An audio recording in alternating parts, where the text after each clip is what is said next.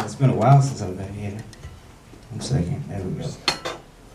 All right, yeah. So I just came up on just the beginning of the month. I hit my 1-year mark on doing stand-up comedy. Thanks. Yeah.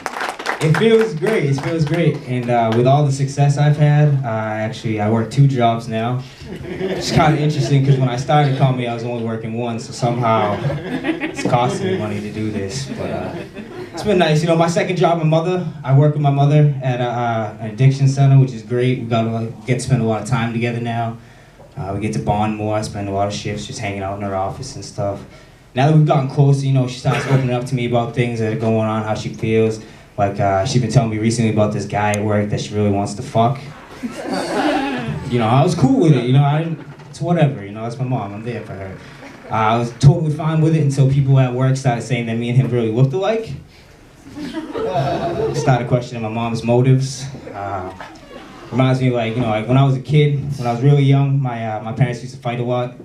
And after they fight, they'd have make-up sex. And then after my parents split up, you know, being the man of the house, I kind of took over that role of arguing with her.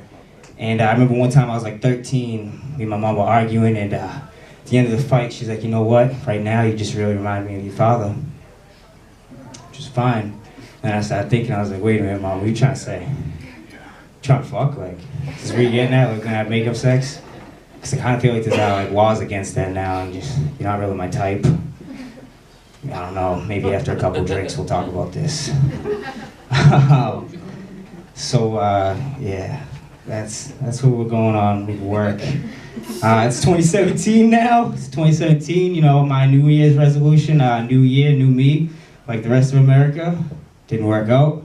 But I wanted to start, when I did it, I wanted to start slow, you know, I didn't want to just jump into the gym with a membership and everything. So, you know, I used to work in the South Shore Plaza. I know they do mall walking in the morning. So I joined the old folks, started doing mall walking, which is fun. You know, I met Mary and Barbara, great people.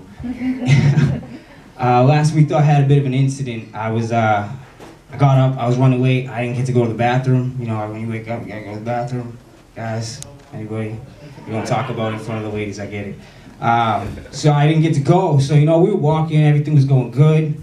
Next thing I know, it hit me. So I kind of like, you know, scooted off. And I was rushing, I was like, this is gonna happen now. I went into the bathroom, I got whatever stall I could, sat down, handled my business. I looked up and I realized I was in the handicap stall. And I'm not handicapped, you know, I know like in the parking spaces, you gotta have like a little blue tag to park in there, you can hang it in the car. I didn't have a little blue tag to hang on the door to let them know. And then a guy walked in, I thought it might be security, and I was like, shit. He's gonna see no crutches, no wheelchair, think I'm up to some funny business. So, you know, I finished my business, wiped up, and I did what anybody else, I think, would do in this kind of situation. I stood up and immediately fell to the floor, and I crawled out, dragged my legs behind. I was like, somebody stole my wheelchair! The guy looked at me, he's like, what do you look like?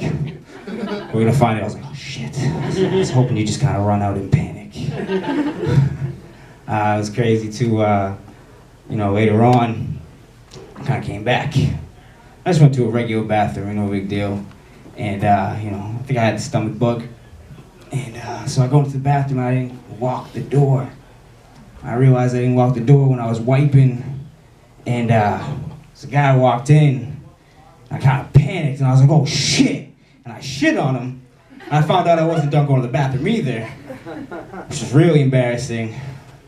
Poor guy. Turns out it's the same guy who helped me find my wheelchair. Poor bastard. What else? Man, my little brother, he's graduating soon.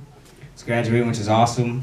He lives down in Georgia, so I was looking up hotels in Georgia. I was learning some fun facts about Georgia. I learned that 1 in 50 people in Georgia has HIV. It's a lot of people.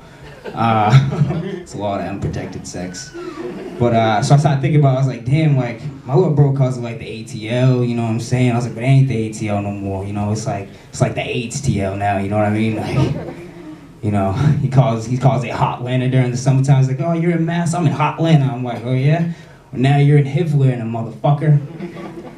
But yeah, right, it's aggressive. I don't have it. You won't catch it. We're not in Atlanta, don't worry. But yeah, that's pretty much it for me tonight, guys. You guys have been hilarious. I've laughed. I've been Drew Walker.